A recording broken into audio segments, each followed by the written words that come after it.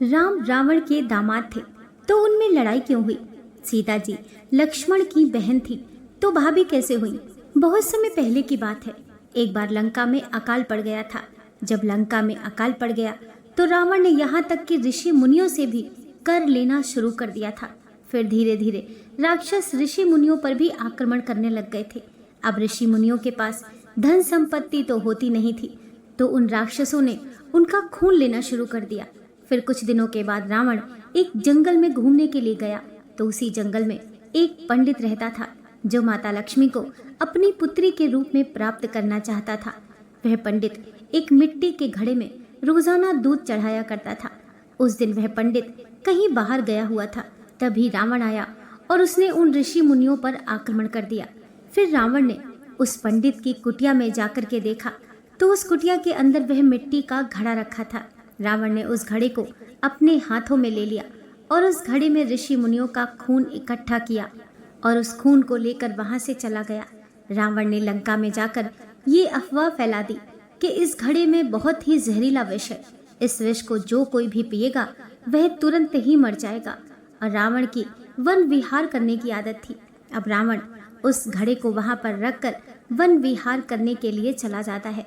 और इधर मंदोदरी को इस बात की शंका थी कि रावण पराई स्त्रियों के साथ विहार करता है। इसीलिए वह आई और गुस्से में आकर सोचा कि मैं इस जहरीले विष को पीकर मर जाती हूँ। ऐसा सोचकर मंदोदरी ने उस घड़े से थोड़ा सा खून लिया और पी गई। जब मंदोदरी ने वह खून पी लिया तो वह उससे मरी तो नहीं बल्कि गर्भवती हो गई।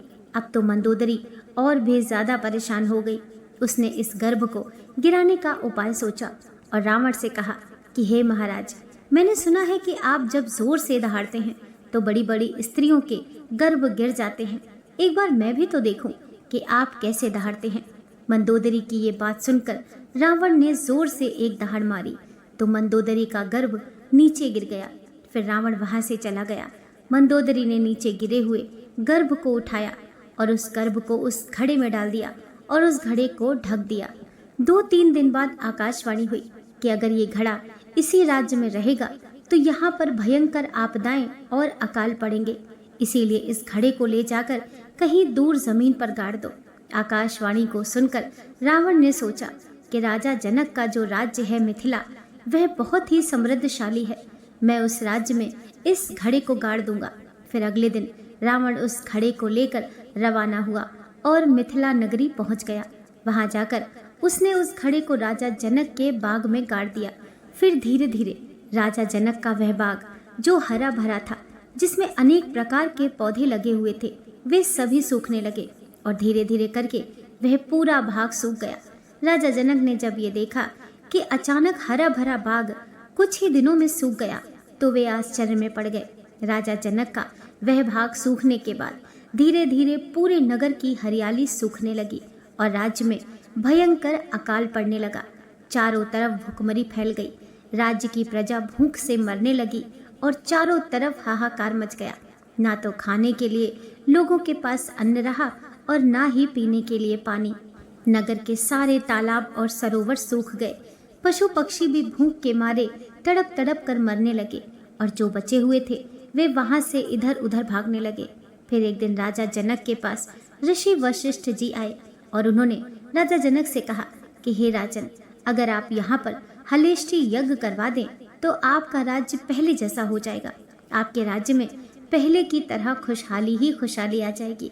फिर से आपकी नगरी आबाद हो जाएगी और किसी चीज की कोई कमी नहीं रहेगी। फिर राजा जनक ने ऋषि वशिष्ठ जी के आदेश का पालन करते हुए हलेष्टि यज्ञ के दौरान स्वयं हल चलाया था। जब राजा जनक हल चला रहे थे तो हर का अग्रभाग, जिसे सीत कहते हैं, वह उस घड़े में अटक गया और जैसे ही उस घड़े में हर अटका तो राजा जनक ने उसको खींचा तो उसमें से एक सुंदर कन्या निकली जो सीता जी ही थी। सीता जो हल्का नुकीला भाग होता है, उसकी वजह से ही उस कन्या का नाम सीता रखा गया। फिर उसी दिन से अकाल समाप्त हो गया और राजा जनक का राज्य पहले की तरह खुशहाल हो गया। फिर वह कन्या धीरे धीरे बड़ी होने लगी और जब वह बड़ी हो गई फिर उनका विवाह प्रभु श्री राम से हो गया। लेकिन विवाह के एक दिन पहले रावण राजा जनक के दरबार में आया और उसने माता सीता जी का हाथ देखा था और हाथ देखकर वह समझ गया कि ये लड़की तो साक्षात मेरा काल है, क्योंकि एक बार ये लंका जाएगी और इसका जो पति होगा वह मुझे मार डालेगा। इसके साथ ही संपूर्ण लंका का विनाश हो जाएगा। ऐसा देखकर रावण वहां से चुपचाप लंका वापस लौट आया। लेकिन रावण माता सीता की सुंदरता पर मोहित हो गया था। जो माता सीता थी वे असली पुत्री तो रावण की ही थी। वह मंदोदरी के गर्भ से पैदा हुई थी। राजा जनक तो उनके पालनहार थे, इसीलिए राम रावण के दामाद हुए। अब जानते हैं राम और रावण में लड़ाई क्यों हुई। लड़ाई इसलिए हुई क्योंकि रावण ने माता सीता की हस्तरेखा में पहले ही ये देख लिया था कि मैं इस कारण से मरूंगा। यही विधि का विधान है, इसीलिए उनमें लड़ाई हुई। और वैसे भी भगवान को उन राक्षसों का नाश करना था, क्योंकि रावण भगवान विष्णु का एक गण था। भगवान को उसका उद्धार भी करना था। आइए अब जानते हैं कि जब सीता जी लक्ष्मण की बहन तो भाभी कैसे हुई। अब ये तो आपको पता ही है कि सीता जी लक्ष्मण की भाभी थी, लेकिन सीता जी लक्ष्मण की बहन कैसे हुई ये हम जानेंगे इस प्रसंग से। लक्ष्मण जो थे वे शेषनाग के अवतार थे। आपको पता होगा लक्ष्मण के सहस्त्र फन थे। उन सहस्त्र फनों में से एक फन जो था वह सुलोचना को बुरी नजरों से देखता था। ऐसा कहा जाता है कि जो सुलोचना और सुनैना थी वह शेषनाग की पुत्रियां थीं। इनका पालन पोषण भी नागलोक में हुआ था।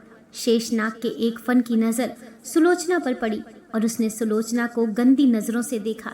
सुलोचना शेषनाग की ही पुत्री थी, तो गंदी नजरों से जब एक फन ने देखा और जब ये बात शेषनाग को पता चली तो उन्होंने तुरंत ही उस गंदी नजरों से देखने वाले फन को काट दिया।